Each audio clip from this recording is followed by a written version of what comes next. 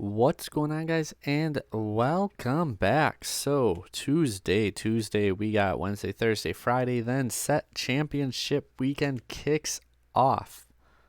Awesome. I'm so excited for this. I have one event this weekend, probably one the following weekend, and then the weekend of the 21st. My 7-year-old and I am going to a smaller local. I wasn't sure if I was going to get in. I was more focused on just being able to get him in and bring him there, being a smaller event with a smaller cap. I thought he would enjoy it out a lot, so I was actually able to sign up there as well, so that's pretty cool. But he's going to be making his big debut with a hyper aggro deck. I don't know which one yet. We will update the channel and post it on here maybe after we see how he does. But without further ado, this is a deck I get asked about a lot. It's a deck I was really pushing for and playing a lot early in this format, and I still think it's a deck that can be good this format. I think it's in a really weird spot because it can get very aggro and quest fast and win versus those type of matchups. And it can also go toe-to-toe with Bucky at times. And some of our highlighted cards we're going to talk about are Bucky and Diablo. So everybody's favorite fearsome twosome. I don't know what I was going to say there. But anyway, everyone's favorite 2 emerald cards. Bucky, discard, but we're doing it with the Amethyst engine instead, which kind of helps you out. I've seen people say, how does this beat Bucky? And I've seen a lot of people say, you don't. But the Amethyst draw kind of counters the Bucky on its own that way, and the deck is fast, so you can outpace. The Bucky Steel decks that are shifting to more of the back end and playing a lot of the bigger cards like the Tinkerbells and others, I think that deck's a little harder to beat. But the standard builds where they're playing like Diablos, especially if they're on the Flynn 1-drop even, and like Cove where they're playing like 10 to 15 1-drops, I think that this deck can handle them actually pretty well. So yeah, Bucky, Diablo, you're coming down with your evasives. You really want to trigger that Bucky. Your evasive being a lot of your Floodborns too, like your Diablo. And Diablo just being a crazy draw card forces a lot of interaction, and then you can come down with other cards. Our Floodborn count is a little bit lower than the Steel versions, and that's because we have Madam Mim. So we have Snake and Fox where you can bounce your Floodborns back, and like especially when you hit like turn 5, and you can like bounce a Diablo, play a Diablo. So it just works out really good in scenarios like that. Or sometimes you can like bounce or play Floodborn, play Bouncer, bounce Floodborn. Depending where you're at in the game, if you're really late, you might even be able to play it and bounce another card. Otherwise, we do want to highlight Fairy Godmother. This card is just insane, and she allows you to deal with your opponent's boards really, really effectively. One of my favorite plays, going back to when we were playing this deck on Pixelborn, I put in like almost 200 games with it, and we had like 68% win rate, I think, somewhere in that range. Really, really liking it. But like you get your Fairy Godmother down, okay? And she is a Floodborn, so she triggers Bucky. Your next turn then you quest with her, and everything else gets +3. And when they go to the discard, they would go back to your hand from a challenge. So then you can actually take like Diablo and Bucky, crash both of them into your opponent, and take out their characters. Diablo and Bucky both get taken out, but they go back to your hand, and then you play Bucky, you play Diablo, and you get to discard from your opponent's hand, and boom, you have your board back. It's like you never lost it. She puts in so much work in this deck. It's just insane. If you're playing this deck without the Fairy Godmother, I think that you're doing it wrong, personally. Temple version's a little different, by the way, but as far as Purple Bucky, Fairy Godmother is so good. And even in Tempo, I would argue she has a place in the deck. Another little fun interaction that I do want to just point out would be Yzma Scary Beyond All Reason. So when you get her late game, a lot of time your opponent might not have a hand, right? So what happens in this interaction, if you have Bucky, or if you're lucky and you have 2 Bucky, lucky for Bucky, and your opponent, even if they have no hand, when you play your Yzma, she hits the board. Then Yzma, Bucky all go into the bag. So you can resolve Yzma first, even though they don't have a hand, shuffle their character back, they draw 2 cards. And since your 2 Buckies did trigger, they're in the bag, then you Bucky, and they have to discard both the cards they drew anyway, effectively making your Yzma clear a card on the board. Anyone who says this does not work, please just find the nicest way, look it up in like the Lorcana judges group. The ruling is out there. The ruling is also out on the official Discord. Like, this is something, it's uncommon, because does Bucky trigger if my opponent has no hand? Yes, it does. It just would resolve without discarding, usually. But in this instance, you resolve the Yzma first. Now they have 2 cards, and then when those Buckies resolve, they do have cards in their hand. So that's kind of it for the highlighted cards. Let's go ahead and jump into the overall deck list. We see it comes in at about $330, 13 uninkable cards.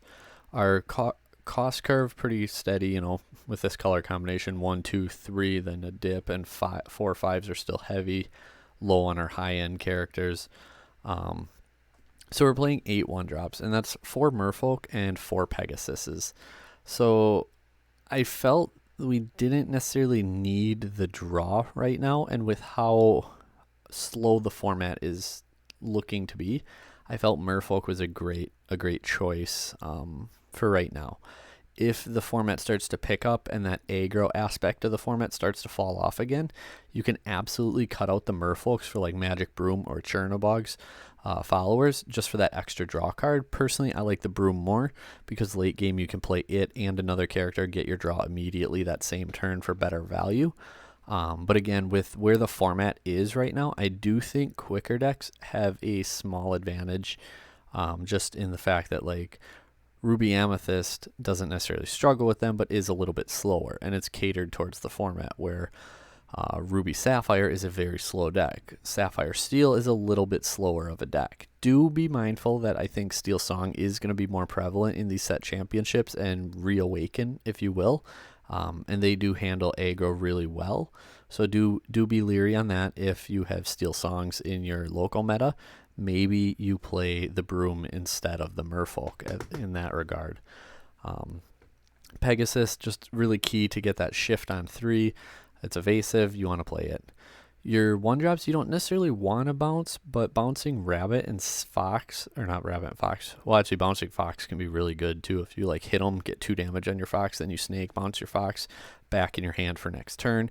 Your opponent knows it's in your hand for next turn.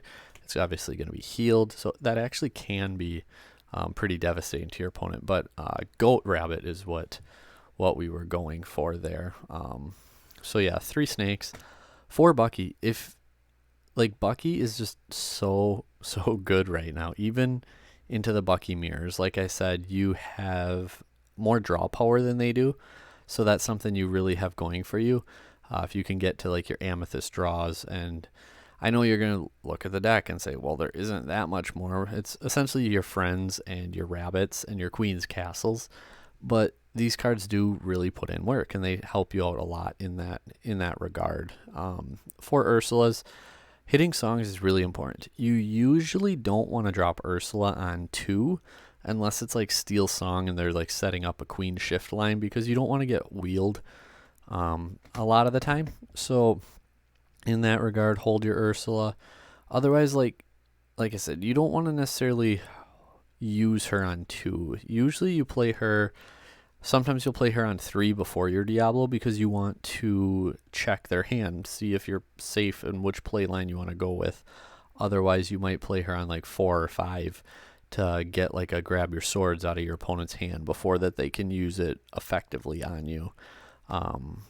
I do think just holding her overall, or like before Be Prepared, is the correct call, unless you can like play her and then come back and bounce her back to your hand for a couple turns in the future. That is very strong as well. 4 Madam Mim Fox, pretty standard there. Peter Pan's Shadow Finder, it's another answer to Diablo that you have. He's evasive and rush. And the rush, it answers Diablo so well, but I've had so many times where I just needed a character to be off of their board, and Peter Pan works so good in that regard because of the rush and the 2 attack. Yes, it answers Diablo, but there's been so many times where I just needed to deal damage to my opponent, and Peter Pan fit that bill. If they have an exerted Bucky, Peter Pan is great for dealing with a Bucky. If they're like, he has no board, He going into turn 3, going into turn 3, he has no board. He's not going to be able to play a 1-drop, bounce it with Fox, take out my Bucky. Not going to be able to do anything like that. So I'm going to quest with my Bucky. It does happen from time to time, and this is really one of the only cards that's going to make them punished for it. Rafiki, which sees 0 play as well, would do it in Amethyst. But Peter Pan can be very sneaky good that way. 4 Diablo is going to be pretty self-explanatory. 4 Goats, just closing it out. The 4/3 is really nice. The 2 Guaranteed Lore, really nice. Provides a lot of pressure for your opponent too to do something now. Not playing Maleficent. I know how good Maleficent can be, but and the draw, like, to stay ahead of Bucky, it is good, but I didn't want to slow the deck down like that because there's just so many better slow decks, right? Like, a big advantage of this deck is being faster than your opponent, so I didn't want to slow it down. And on that note too, like, she just messes with the curve of the deck too much because, like, 3, you want a Pegasus, you want to shift Diablo, you want to do these types of plays. You don't want to draw 1 card, essentially. You'd rather do that on 4 with your Rabbit. So we're playing 3 Rabbit. I said Fairy Godmother, just so good. The 4 Cricky, also giving Challenger +3 to everything. When he hits the board, really, really strong. Gives that late game push to deal with your opponent's boards, whereas you might not have been able to prior. It's a 3/4 who quests for 3, so top decking this card against Bucky is actually really good too. 4 Pegasuses, 2 Yzmas, like I said, really fun interaction there with the Buckies, and 2 Ursula Sea Witch Queens. Being able to shift her is really good. We're not playing Deceiver of All, but we are playing the 2-drop Ursula, and when she quests, exerting a character is just so good, right? Like, another thing I do want to mention, like a ruling with her, right? Whenever this character quests, exert chosen character. So let's say your opponent has a character or so, and that's already exerted, or let's say they have no characters, right? But you're afraid of, like, Rush. You're afraid of a Maui. Your Ursula quests, and you have another character on board. Do you have to exert that other character? No, you do not. Ursula can choose herself to exert, and she's already exerted, so it essentially does nothing at that point. You have to choose a character to exert them. She can just choose herself. Kind of a goofy wording, ruling in Lorcana, but that is a play you can do. So we're playing 16 Floodborns, but we also have the 7 Bouncers that you can essentially play more of them, it feels like.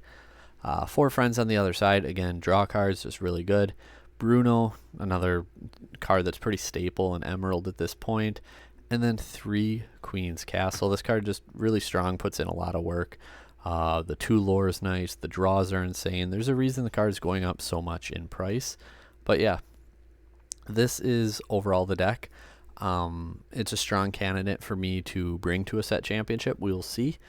It's one of 3 decks that I'm really debating on between this one, Emerald Steel, and Ruby Amethyst. These are the 3 decks I'm really debating on the most between playing. I guess we'll have to wait and see. I'm going to multiple events. If I win one with the one deck the first time, maybe I'll play a different deck for the next one. So we shall see. Shout outs to all the guys who watch from locals who I will see at the set championships, and thank you to everyone else for watching. Let me know down below, what do you have questions on? What would you like to know more on? What decks are you guys bringing to set championships? Thanks for watching, and take care.